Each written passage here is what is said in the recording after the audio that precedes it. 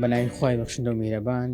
بیسەران و بینەران لە هەر جێگایەکان ئەسەلام عەلەیکوم وەڕەحمەتوڵڵاهی وبەڕەکاتوه. هەمیشە مامۆستایانی ئاینی پێشەوە و پێشڕەوی ئێمە بوونە. مزگەوتەکان هەمیشە قوتابخانەی پێگەیاندنی شۆڕژێر و زانایان بوونە. مامۆستایانی ئاینی کاتێک دەهاتنە نێو کۆڕ و مەجلیسەوە خەڵکەکە بەو پەڕی ڕێز و ئەدەبەوە لەبەر مامۆستا هەڵدەستا و ڕێزیان لە مامۆستا دەگرت. کاتێک کە مامۆستای ئاینیش قسەی دەکرد، قسەی کۆتایی و بڕیاری کۆتایی هەر لای مامۆستای ئاینی بووە. ئایا پرسیارەکە لێرە ئەمەیە، ئایا ئێستا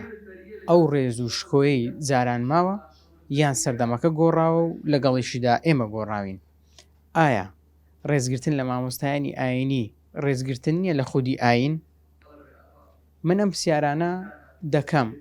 وە دەگەڕێم بە دوای وڵامی ئەم پرسیارانە. ئێوەش لەگەڵمان نابن، بیسەر و بینەرمان بن، با بزانین مامۆستایانی ئاینی بە تایبەتی لە نێو کۆمەڵگای کوردی چ پێگەیەکیان هەیە و چۆن دەڕوان لە مامۆستایانی ئاینی. لەگەڵمان نابن. السلام عليكم. عليكم السلام ورحمة الله وبركاته. إن شاء الله. متخوال لبي سلامت بياخو. چەند گرینگە ڕێز لە مامۆستایانی ئاینی بگیرێت، بە تایبەتی ئەگەر مامۆستایانی ئاینی لە بابەتێکیش بۆ نمونە نەیان پێکە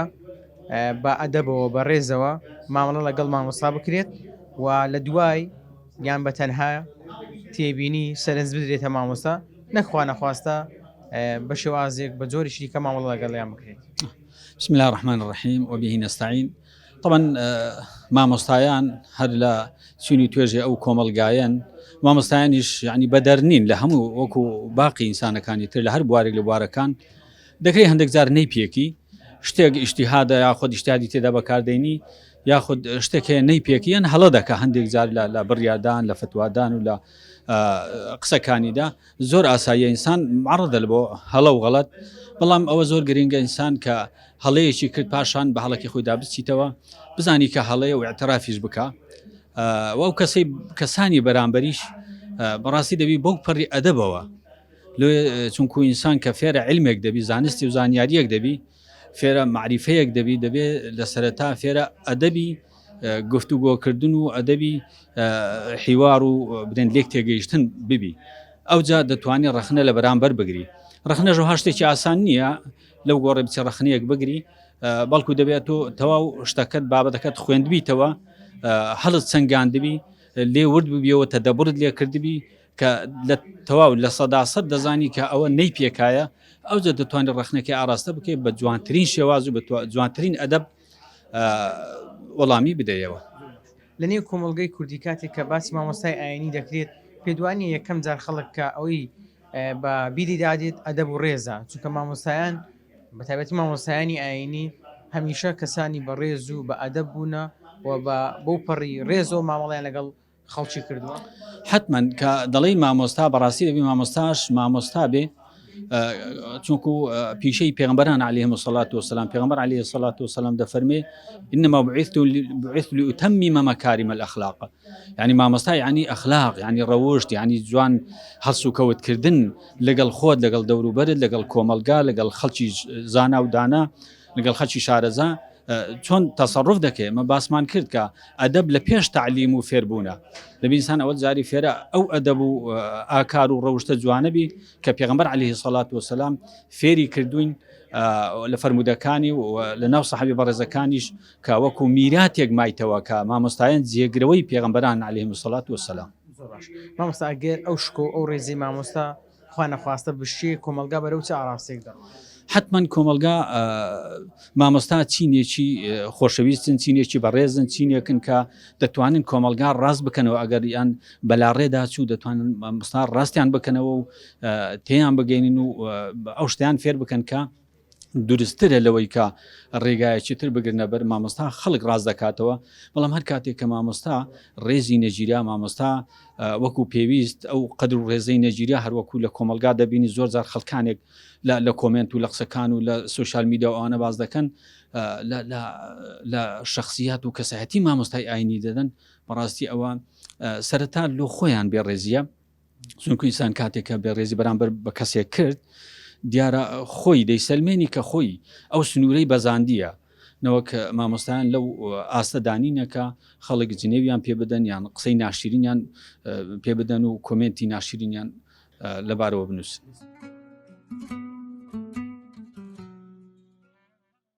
السلام عليكم. وعليكم السلام ورحمة الله. سەرەتا دەپرسم پێگەی مامۆستا لە نێو کۆمەلگای کوردی بە تایبەتی مامۆستا ئاینی چ پێگەیەکی هەیە؟ شتێکی زۆر بۆ کۆڵەیە زانراوە کە مامۆسای ئاینی بە درێژایی مێژوو و لە نێو میلەتی کوردی ئێمەیە پێگە و ڕێز و حرمەتێکی تایبەتی زۆر زۆر گەورەی هەبووە و مەکانەتێکی هەبووە کە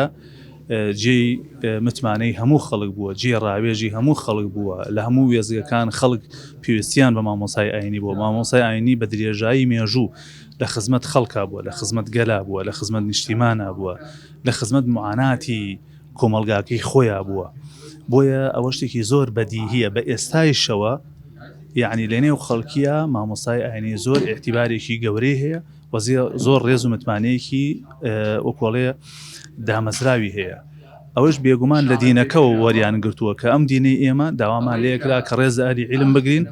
کە احترامی ئەهلی عیلم بگرین و فەزڵ و پەلەی و پای ئەهلی عیلم زۆر زۆر گەورەیە. پێم وایە هەر لەوە وەریان گرتووە. لێرە و لەوێش ئەگەر شتێک بکرێ وەکو خوانەخواستە وەکو بێڕێزیەک بەرامبەر بە مامۆسایەک، بەڵام عامی میلەتی ئێمە و عامی خەڵکی ئێمە وا پەروەردەکراوین کە ڕێز لە مامۆسای ئاینی بگرین و لە جێگە و مەقامی خۆیان دایبنێت. مامۆستا چ شتێک لە پشت ئەوەیە کە دەبینین زۆر جار تانە لە مامۆستایانی ئاینی دەدرێت یان دەیانوێت شکۆی مامۆستای ئاینی لە کەدار بکەن، ئامانجەکە چییە؟ وڵای ئەبی ئەمە بەلامانەوە سیر نەبێ، یعنی ڕەنگە بە درێژایی مێژوو ئەمە هەر هەبێ خەڵکانێک بیانەوێ لە کەسایەتی مامۆسای ئاینی کەم بکەنەوە، چونکە مامۆسای ئاینی قودوان و خەڵک تەماشایانەکە و خەڵک ڕێز و پەلە و پایەی گەورەی بۆ داناون، خەڵک چاویان لێکە قودوان. لەبەرەوە ئەوانەی کە ناحەزن، ئەوانەی کە غەڕەزێک لە دڵیانە هەیە، ئەوانەی کە مەبەستێکی تیرانەیە، ئەیانوێت لەم مامۆستایانە بدەن یا مامۆستایان بشکێننەوە تا ئەو قودوەیان لە دەست بدەن یا خەڵک بە چاوێکی تر تەماشای بکەن. مامۆستایانی ئاینی لە خۆشی و ناخۆشی هەمیشە لەگەڵ خەڵکن؟ بێگومان ئێمە ئەو کۆڵەیە لە هەموو خۆشی و ناخۆشی و تاڵی و ئازارێکە لەگەڵ خەڵکین، هەر لەو لەحظەوە کە مناڵێ لە دایکە بێ تاکو ماری ژنی بۆ ئەبڕین، تاکو ئەگەر کێشەیەکی هەبێ بۆی چارەسەرکەین، ئەگەر تەلاقی هەبێ بۆی چارەسەرکەین، دوایی نەخێر لە نەخۆشیانە حتا لە ڕووی هاوکاری و کاتێک خەڵک مەسەلەن هاوکاری بداتە دەستمان بڵێ بیدە دەست فەقیر وەژار، تا ئەو کاتەی کە ئەمرێ و تا ئەو کاتەی بە خاکیشی ئەسپێرین و لە هەموو خۆشی و ناخۆشیەکە مامۆسای ئاینی لە خزمەت خەڵکایە، هەموو ژیانمان لە خزمەت خەڵکایە. ئەگەر خەڵکێک شۆ بچێتە ماڵەوە بە ئیسراحەت بۆ خۆی بخەوێ، ئێمە هەمیشە لە حەزەراین نەوەک نیوەشە و کەسێ بێت بدارە دەرگا یا بە مۆبایلەکانمان تانیوەشە و خەڵک پرسیاری شەرعیەکان ڕێنمونی خەڵکیەکەین، کێشەی نێوان خەڵکی چارەسەرەکەینەوە، ژن و پیا و ئاشتەکەینەوە، ئاشتی کۆمەڵایەتی ئەپارێزین، یعنی بە بەشایەتی دادگاکان بڕۆ مامۆسای ئاینی زۆر ڕۆڵی هەیە لە کەمکردنەوەی تون و تیژی، لە کەمکردنەوەی جەریمە، کێشە لە نێو کۆمەڵگایە، ئێ ڕۆڵی کاریگەری زۆر گەورەی هەیە و هەمیشە لە خزمەت خەڵکیە مامۆسای ئاینی.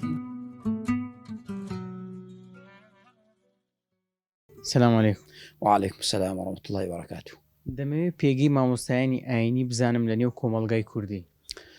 بەڵێ سەرەتا سپاسی خوای پەروەردگار دەکەین بۆ هەموو ناز و نیعمەتەکانی. طبعاً هەموو وڵاتێک لە سێ بەشی سەرەکی پێک دێ، ئەوەی کەوا دیارە سەرکردەیە، بازرگانە، عولەمایە. بەداخەوە ئەمڕۆ عولەمای ما لەو سەردەما خەڵک وای لێ هاتووە ڕێز لە مامۆسایانی ئاینی ناگری، هەتا وەکو تووشی کێشە مەشاکیلێک دەبێت ئەو کاتە مامۆسایانی ئاینی بەبیر دێتەوە کە کێشەکەی یاخود ئیشەکەی بۆ ڕاستەڕێ بوو لەلایەن مامۆسای ئاینی، ئەو کاتە مامۆسای ئاینی لەناوی هیچ گرنگەکی نامێنێت. باش لەبەرچی وەکو خۆت دڵێ ینی مامۆستایانی ئاینی لە لای خەڵک گرنگ نییە یان گوتت بەداخەوە خەڵک ئەو تێڕوانی نەیان هەیە، لەبەرچەوە کارەکانی چین؟ بەڵێ لەگەر ڕابردوو لێک بدەینەوە تەمەشای باو باپیرانی ئێمە بکەین، لە هەمان کاتاکە ئەوەندە خوێندەواریش نەبووین، ینی کەسی عالم و زاناشیان تێدا نەبووە، بەڵام ڕێزیە لە مامۆسایانی ئاینی گرتیە. بەڵام ئەمڕۆ ئەم جیلەی ئەمڕۆ لەگەرەوەداکەوە زانست و علم پێش کەوتووە، بەڵام بەداخەوە پەروەردە فرامۆش کراوە، هۆکارەکەی دەگەڕێتەوە بۆ پەروەردە نەکردن، ئەوە هۆکارەکەیتی. باش مامۆسایانی ئاینی بە ڕۆڵی خۆیان هەڵدەستن لە نێو کۆمەڵگە؟ بڵێ بێگومان ئەو مامۆسایانی ئاینینە کە بەڕاستی لە ڕووی داراییەوە لە ڕووی کار و کاسبیەوە لە هەموو شتەکان فرامۆش کراینە تەنها خەریکی خزمەتکردنی کۆمەلگای مسلمانان و خەڵکی خۆیتیان وەکو دەیبینین چما مەسایەکی ئاینی هەیە خۆشترین ژیانی هەبیتن بەڵێ بێگومان باش لێرە و لەوێ دەبینین تانە لە مامۆسایانی ئاینی دەدرێت یان بە جۆرێک لە جۆرەکان بەداخۆ شکایەتیان پێ دەکرێت یان لە ڕێگای سۆشیال میدیاەوە بە کۆمنت نووسین ئەم هەموو هێرش و تانەدانە لە مامۆسایانی ئاینی بۆچی هۆکارەکەی دەگەڕێتەوە بۆ ئەوە خەڵکی ئەمڕۆکە لەگە ڕێزم هەر شتێک کە دەبیستی جایزە و جایز نییە کۆمەڵێک تاقمێک گروپ پەیدا بوون لەم سەردەمەی ئەمڕۆ وان لە خەڵکی کرد ئەو ڕێگا ڕاستەی کە لیاندار بوو کردیانە دوو ڕێگا لەبەرەوە هەڵک خەرکێک کە مامۆسای ئاینی کە فتوا دەدا قسە دەکە لە هەر شوێنێ تەنانەت نەک هەر مامۆسای ئاینی تەمەشا دەکەی کتابەکانی خی پەروەردگار بێڕێزی پێ دەکرێت جا مامۆسایانی ئاین چۆن بێڕێزی پێ ناکرێت مامۆسایانی ئاینی میلادگرانی پێغەمبەرانن ئەگەر ڕێز مامۆسایانی ئاینی نەگیرێ پێدوانی کۆمەڵگاکە بەرەکەتی تێدا نامینێ بەدڵنیاییەوە بەڵام احترامن بۆ مامۆسایانی ئاینی ئەو مامۆسایانەی کەوا پێغەمبەر دەیوێت سەڵا سەلەم کە واریسی پێغەمبەرە سەڵا سەلەم کە پێگە و مینبەرەکەی خۆی خزمەتی ئیسلام دەکات نە خزمەتی لایەنێکی کە بکە بەڵام ئەوڕۆ تەمەشا دەکەین خەڵکێک هەیە بێڕێزی بەرامبەر مامۆسایانی ئاینی دەکە بە دڵنیاییەوە نەک ئەو کۆمەلگایە بەرەکەتی تێدا نامینێ بەڵکو ئەو کۆمەلگایە پەرتەوازە دەبی هەر یەکەو بەلایەکدا دەڕوە السلام عليكم وعليك السلام ورحمة الله وبركاته. باش ان شاء الله الله تخوش بيا رب جناب باش الحمد لله بارك الله فيكم بارك الله فيكم. دەمەوێت پێگەی مامۆسایانی ئاینی بزانم لە نێو کۆمەلگای کوردی بلى بسم الله الرحمن الرحيم الحمد لله والصلاة والسلام على رسول الله. مامۆسایانی ئاینی کە میراتگەری پێغەمبەری خوان عەلەیهی سەڵات وسەلام پێغەمبەری خوا عەلەیهی سەڵات وسەلام میراتی مادی لە دوا جێ نەماوە بەڵام ئەوەی کە بۆ ئێمەی جێهێشتۆ بەڕاستی ئەئیمەی چاک و هەروەها پێشەنگی چاک کە لە کۆمەلگایان بەڕاستی میراتگەری پێغەمبەری خوان عەلەیهی سەڵات وسەلام و بەڕاستی ئەم قورسایی و سەنگە هەر لە خۆ دروست نەبووە بەپێی ئاەتی قورئان دابەزیوە بۆیان و بەپێی ئاەتی قورئان بەپێی فەرمودەی پێغەمبەری خوا عەلەیهی سەڵات وسەلام بۆیان سابت بووە جا بۆی ئەو کەسانی کە ئەئیمەیەکی چاکن مێزەر بەسەرێکی چاکن حەقویستن خواویستن ئیسلام دۆستن بەڕاستی پێویستە هەتا توان بڵێم واجبە کە کۆمەلگا کە خەڵک بەڕاستی شوێنیان بکەوێت قسەیان لێ وەربگرێ و تا حدێکی زۆر بەڕاستی وایان لێ کارێک بکات لە ژیانی خۆیان کە هەتا کوردەواری شتێکە لە هەنگاوی پێش هەنگاوی نەکەوێت یعنی ئەوەندە ڕێز و حرمەتیان بۆ دابنێت کە چۆن لە کاتی خۆیان کە ئەو کەسانی کە دەسەڵاتدار بوون بەڕاستی یا خەلیفە بوون عالەمیش بوون لەگەڵیا کەواتیانی ئەوەندە سەنگ و قورسایی هەیە ئەم بەڕێزانە پێویستە بکرێنە کەسانی پێشەنگ قسەیان لێ وەربگیرێت و لە مەجلیسەکانە بەڕاستی قسە بەدەست بن هەروەها لە ڕۆژانی خەڵکیشە یعنی جەناب تەزانی ئەگەر مامۆسایانی ئاینی لە کۆمەڵگەی کوردی بێنیتە دەرەوە هەر بەس ئەوەندە بێنیتە دەرەوە ئەزانی چ فەوزایەک دروستە بێت چ کارە ساتێک دروستە بێت و بەڕاستی ینی ئەو مەجالیتیانە کە هەر کەسێک خۆی لەم ڕاستی لا بدات بەڕاستی حەقی ناوێت بە کورت و پوختی باسی وت کرد مامۆسایانی ئاینی میلادگرانی پێغەمبەری خوان ئایا کۆمەلگایەک ڕێز لە میلادگرانی پێغەمبەری خوانەگرێ ساڵ سەلام بەرەکەتی دادەمینێ هەرتیا ئەچێت بە کورتی بەدیارێک پێ بڵم ئەو میلەتەی ئەو کۆمەلگەی ڕێز لە ئەئیمە چاکەکانی نەگرێت لە عالمەکانی نەگرێت کە طبعا ئێمە بایەکشت ینی وریابین دێڕێک ئاگامان لێ بێت ئێمە ئەئیمەی مۆدیلینیشمان هەیە کە هەر پێغەمبەری خوا باسیەکە عەلەیهی سەڵات ئەو کەسانی کە گومڕاکردن خەڵک بەرسەر لێ شێواوی و هەروەها بەرە دۆزەخیانە بن بە کورتی پوختی ئەمەنە ئەو بەڕێی چەپی خۆی و ئەوە هەمومان ئەنوێ بێ بەرچاوڕۆمی بەرابەریان بەڵام باسی ئەو کەسانەکەن کە خەمی ئەم ئومەتەیانە خەمی چۆن هەڵگری قورئانن هەڵگری سونەتن هەڵگری فکرێکی ڕاست و ڕەسەنی کوردەوارین بەڕاستی ئەمە بێ ڕێزیان بگیرێ ئەمانە ئەبێ لە پێشەوە بن چونکە دڵنیا بە هەر کۆمەڵگەیەک پێشەنگەکانی چاک بن کۆمەڵگەیەکی چاک دەرەچێت ئەوە بڕاوەتەوە لە مێژووە ئێمە ئەگەر بمانەوێت ینی داهاتوومان چاک بکەین ئەبێ هەر پێغەمبەری خوا عەلەیهی سەڵات وسەلام فەرمێت ئەخیری ئومەتەکە بەوە چاکە بێت کە سەرەتای ئومەتەکەی پێچاک بووە مامۆستای ئاینی 2000 مرۆڤە بۆ نمونە لە بابەتێک نەی پێکا ئایا دەکرێت بە شێوازێکی جوان و بە ئەدەبەوە بە مامۆستا بگوترێ مامۆستا سەرنجمانە سەر ئەو قسەی جەنابەت یان لەسەر ئەو تێڕوانی جەنابەت بۆ شێوازەیە یان بۆچی دەبینین بەداخەوە لێرە و لەوێ دەستێکیە کە دەیانەوێت سوکایەتی بەرامبەر مامۆستایانی ئاینی بکرێت ئەمە لە پاڵچی وەی قسەکەی جەنابەت کە فەرمی دوو جانبە جانبێکیان ئەوەی کە ئیمامی مالیک ڕەحیمەهوڵڵا فەرمێت دەست بۆ گۆڕی پێغەمبەری خوا عەلەیهی سەڵات وسەلام ڕاکێشە فەرمی هەموو کەسێک قسەی لێوەر ئەگیرە و ڕەتی شەکرێتەوە تەنها ساحیبی ئەو قەبرە نەبێت کەم بەسی تەنها پێغەمبەری خوا عەلەیهی سڵاتو وسەلام معسوومە هەڵە ناکە هەر خودی خۆی پێغەمبەری خوا عەلەیهی سڵاتو وسەلام فەرمێت كل بني آدم خەطاء بۆیە ئەمە شتێکی ئاساییە شتێکی طبیعیە کە هەموو کەسی هەڵە ئەکات مامۆستایانی ئایانیش بەشەرن یعنی هەموو جارێک ئێمە کە شتێکیان لێ بین بەڕاستی بەشی بەشەربوونەکەیان تیا بێڵینەوە کەمانە ئینسانن ئەکرێ بەڕاستی هەڵە ڕوودا بەسەریانەوە شتێکی زۆر ئاساییە بەڵام هەڵە چۆنیە عالمێکی بەڕێز جارێک قسێکی جوانی فەرموو لەم بابەتەوە فەرمێت وەکو وابێ کە کاسێک بەسێک کەسێکەیە کۆمەڵشتی جوانی زۆری کرۆ بۆ کۆمەلگاکەی کتێبی باشی نووسی و عالمێکی بەتوانە بووە هەڵەیەکی لێ تێپەڕێت ئەفەرمی وەکو ئەوەیە شتێک بە چاویەوە بێت ئەها پەڵەیەک شتێک بە چاویەوە بێت ئەو شتەش لە ئەبین ئەڵین بەبێ ئەمە جوانتریت ئەگەر ئەمەش لا ببێ ئەمە بەشیەوەی یەکەمی قسەکە کە ئەبێت ئاسایی وەریگرین خەڵکانێکیش کە عالمن کە عابدن هەڵت بکەن بەشی دوم ئەوەی کە هەڵوێستمان چۆنە بەرامبەریان ئایا ئێمە دوو لە ڕێژەنابت و بینەرانی بەڕێز بێئەدەبی بکەین بەرامبەریان یاخود یەکسەر زەربی سفریان کەین پێشینەکەیان نەخوێنینەوە کە چەنە خزمەتیان بەم کۆمەڵگە بەم ئومەتە کردووە بەتاکید نەخێر زۆر کات ئەم قسەیە بیستن لەناو ئەو کەسانی کە خەریکی ئاهلی علمن کە ئاهلی دەرس و دەور و ئەوانن ئەڵێ پێش هەموو شتێک تۆ پێویستە ئەدەب لە مامۆستاکەتەوە وەربگری یعنی مامۆستایانی بەڕێز دڵنیاتەکەمەوە لەوەی کە خاوەنی بەرزترین ئەدەبن بیمافی هەڵەش ئەکەن ئاساییە ناکرێت هەڵوێستی ئینسانی مسلمان بەرامبەر ئەم مامۆستایانە بەبێ ئەدەبی بێت ئەدەب لە جوانترین پێوەرەکان و ینی جانبەکانە کە ئینسانی مسلمانی پێناسرێتەوە ینی پێغەمبەری خوا عەلەیهی سڵاتو وسەلام لەناو ئەو هەموو وەسفەی کە قورئان ئیکات بارزترینیان ئەوەیە کە خوای تەعالا پێ فەرمێت وئینەکە لەعەلا خولوق عەظیم ئەگەر قەرارە ئێمە شوێنکەوتی پێغەمبەری خوین عەلەیهی سڵاتو وسەلام ئەبێت بە ئەدەبین بەرامبەر مامۆستاکانمان ئەگەر هەڵەش بکەن تەنانەت بامە کۆتا پرسیارم بێ لە سەردەمی هەبوونی یاسا و ئەو هەموو دەستگا و ڕێکخراو و سنتەرانەی کە هەن بۆچی کاتی خەڵک کێشەیەکی دروست دەبێت کێشەیەکی خێزانی بێ دروست دەبێت دەگەڕێتەوە بۆ مامۆستایانی ئاینی یان زۆر جار بەشێک لە یاسا ناتوانێت کێشەکەی چارەسەر بکە خەڵک لە هەنە بۆ مامۆستا دەبە ئەمە لە پاڵتی یان بۆچی برای شیرینم کۆمەڵگە ئێمە فیترەتێکی پاکی هەیە یان ئەگەر مێژوو بخوێنیتەوە کورد یەکێکە لەو قەومانی بەبێ ڕوبەڕووبوونەوەی سەخت و بەبێ دژایەتی دین و بەبێ شەڕ مسلمان بووە تەسلیمی ئیسلام بووە مادام فیترەتێکی پاکمان هەیە خەڵکەکە هەر بە خۆڕسک هەر بە فیترەتی پاکی خۆی ئەگەڕێتەوە بۆ مامۆستا بەڕێزەکان یعنی ئێمە ئەم شتە ناتوانین جیاکەینەوە لە کۆمەڵگەی کوردی دەستێکی خراپەیە بەڵێ بەتاکید ئەو کەسانی کە عەلەمانین ئەو کەسانی کە دژەدینن چەپن ملحیدن و إلى آخره هەموو فکرەکانی کە غەیری ئیسلام بەڕاستی شەو ڕۆژ ئیشەکا بۆ لێدانی مامۆستایان شەو ڕۆژ ئیشەکات ینی زۆر کات قانون باس دەکرێت لەوانی کە چۆن کۆمەڵگەیەک تێک بدەیت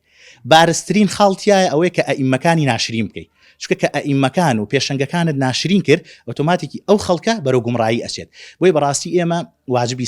سەرشانمانە تاک بە تاکمان کە بەرگری لەو مامۆستایانە بکەین ئەگەرچی کەمێک فکریشمان جیاواز بێلی ئەگەرچی اختلافیشمان هەبێ یعنی من شتێک ئەڵم ئەگەر سەر نێشێن بە کورتی بەڕاستی ئێستا کاتی کۆمەڵە خلاف نییە ئێمە برینارین ئومەت حاڵی وێرانە پێویستمان بەو دەستە جەمعیەیە بەو یەکگرتوویەیە بۆ ئەوی ئەم ئومەتە عەقایدیە بگەڕێنینەوە بۆ ئەو جیلەی کە پێغەمبەری خوا عەلەیهی سڵاتو وسەلام داوای کردووە دڵنیابین لەوەی کە ئەگەر ئەم برایەتێت و تۆڵتر نەکەینەوە واز لە بڕێک خلاف نێنین یعنی سان برای بەڕێزمان هەیە خواز دایداتەوە وازی لە دژایەتی جوولەکە و نەسارا و مەجوسیەت هێناوە ئیلحاد و عەلمانی هێناوە هاتووە شەڕ بە مسلمانەکە فرۆشە کە برایەتی و هەندێک اختلافی بچووکی لەگەڵیا هەیە قیچەکە ئەم خلافانە لابە دوایی حەلی بکە لەگەڵ مامۆستاکە لەگەڵ کەسەکەیە شەڕە گەورەکە جارێ لەسەرمانە سەلاحەدینی ئەیوبی خوای تەعالا لی خۆش بێت بۆچی سەرکەوتوو بوو جێیشەکەی لەبەرەوەی لەناو جێیشەکەیە خلافیش بەتاکید هەبووە خۆ هەموو قەومێکی تیا بووە بەس یەکگرتووی وای کرد لابردنی بڕێ خلاف وای کرد ئەگەر خلافی عەقیدەیی نەبێ باسی شتی نقطەی سەرەکی ناکەین باسی هەندێک خلافی فقهی و شتی وردەکەین ئەوانە ئەگەر هەمووی زەق کردایەتەوە ئەگەش بۆ سەلاحەدینی کە ئەمڕۆ باسەکرێ بەتاکید ناگەش خوا لێت ڕازی بەبراکەم بۆ میدی ئینشاءالله هەمومان بە ئیزنی خۆیانی بگەڕێنەوە سەر ڕێگە ڕاستە و بەخوای گەورە هەتاوەکو چاکتر خزمەتی یەکتر بکەین برایەتیمان تون و تۆڵتر بە برایەتی دینیمان تون و تۆڵترکەین خوای تەعالاش بەرەکەتە ڕێژێ بەسەرمانە و ئینشاءالله ئەبینەوە بەو جیلەی کە تائیفەی مەنسوورە ئەبین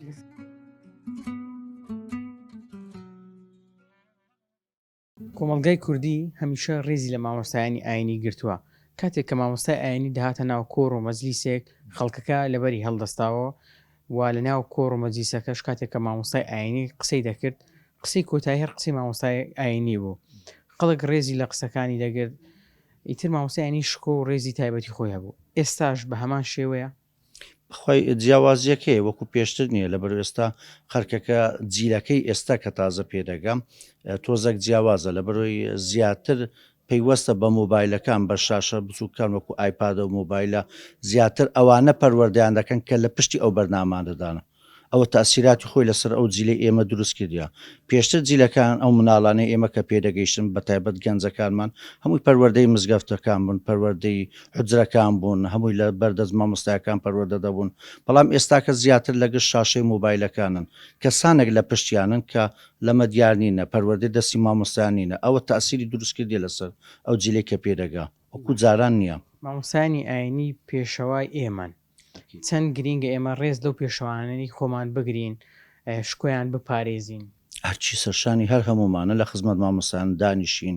چۆک دادێن بەرامبەریان جیان لێ ڕاگرین لە خزمەتیان بین